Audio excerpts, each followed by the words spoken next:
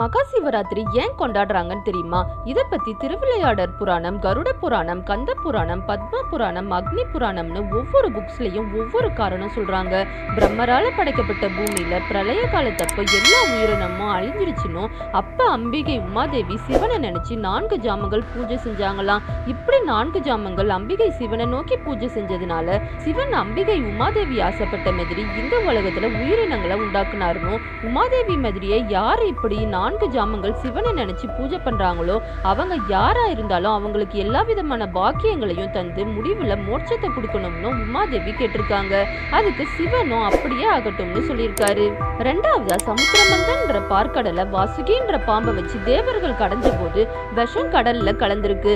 இந்த விஷம் உலகத்தையே அழிச்சிடும்னு தேவர்கள் பயந்து சிவன் கிட்ட உதவி கேட்டிருக்காங்க. சிவனும் அந்த கொடிய விஷத்தை குடிச்சிட்டு அதை விழுங்குறதுக்கு பதிலா தொண்டையிலேயே வச்சிருந்திருக்காரு.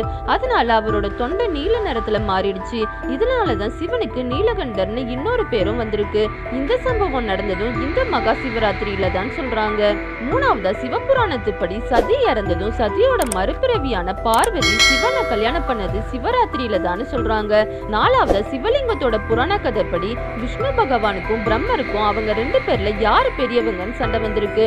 அப்ப லிங்க வடிவத்துல காட்சி கொடுத்த சிவன் யாரு என்னோட முதல் இல்லைன்னா முடிவை பாக்குறாங்களோ அவங்கதான் பெரியவர்னு சொல்லியிருக்காரு.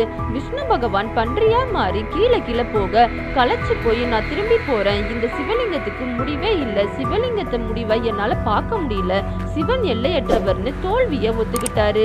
ஆனா பிரம்மரோ அன்னப்பறவை மேல ஏறி மேல போய் இதுதான் சிவலிங்கத்தோட முனையா இருக்கணும்னு நினைச்சிருக்காரு. அப்போ ஒரு பெரிய காத்து வந்து சிவலிங்கத்துக்கு மேல இருந்த தாளம்பூ கீழே விழுந்திருக்கு. அந்த தாளம்பூ கிட்ட பிரம்மர் நான் சிவலிங்கத்தோட ஆரம்பத்தை பார்த்ததா சிவன் கிட்டையும் விஷ்ணு கிட்டையும் பொய் சொல்லணும்னு கேட்டிருக்காரு. அதுக்கு தாளம்பூவும் சம்மதிச்சு பொய் சொன்னதுனால சிவன் தாளம்பூவுக்கு இனிமே நான் தாளம்பூவை என்னோட வழிபாட்டுல ஏத்துக்க மாட்டேன்னு சபிச்சிட்டாரு. 5 தலை இருந்த பிரம்மரோட ஒரு தலைய சிவன் வெட்டிட்டாரு. இந்த சம்பவம் நடந்ததும் சிவலிங்கத்தோட புராண கதைப்படி இந்த மகா சிவராத்திரியில தானே சொல்றாங்க. இப்ப நம்ம மகா சிவராத்திரிக்கு பின்னாடி இருக்கிற அறிவியல் காரணத்தை பத்தி தான் பார்க்க போறோம். வருஷம் 13வது இல்லைன்னா 14வது சந்திரன் தேய்பிறப்ப வர இந்த மகா சிவராத்திரி அப்போ சூரியனும் சந்திரனும் இருக்கிற பொசிஷன் நம்ம உடம்புல இருக்கிற வாதம் பித்தம் கபம்ல வாதத்தை செயல்படுத்த ஆரம்பிக்குமா. பூமியும் சந்திரனும் இருக்கிற இந்த பொசிஷன்ல நம்மளோட மூளை சிறுநீரகம் செரிமான உறுப்புகள் எல்லாம் பாதிக்கிறதுக்கு அதிக வாய்ப்பு இருக்குது. அது மட்டும் இல்லைங்க, இந்த மகா சிவராத்திரி குளிர்காலம் முடிகிறப்பதான் வரும். அப்ப மனுஷங்களுக்கு நுரையீரல்லையும் சுவாசத்திலையும் ஈஸியா நோய் தொற்று வர்றதுக்கு அதிக வாய்ப்பு இருக்குது. இந்த பாதிப்புல இருந்து வெளியே வர்றதுக்கு சூரியன் மறைஞ்சதும் அதாவது நிலா வரும்போது எந்தவித சாப்பாடும் சாப்பிடாம நம்ம முதுகெலும்பை ஸ்ட்ரெயிட்டான பொசிஷன்ல வச்சு தியானம் பண்ணணும்னு சொல்றாங்க.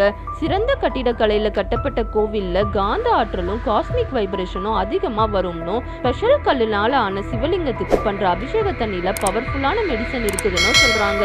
இத பத்தி நீங்க என்ன நினைக்கிறீங்கன்னு கமெண்ட் செக்ஷன்ல கமெண்ட் பண்ணுங்க. இந்த வீடியோ உங்களுக்கு பிடிச்சிருந்தா லைக் பண்ணுங்க, உங்க ஃப்ரெண்ட்ஸுக்கு ஷேர் பண்ணுங்க.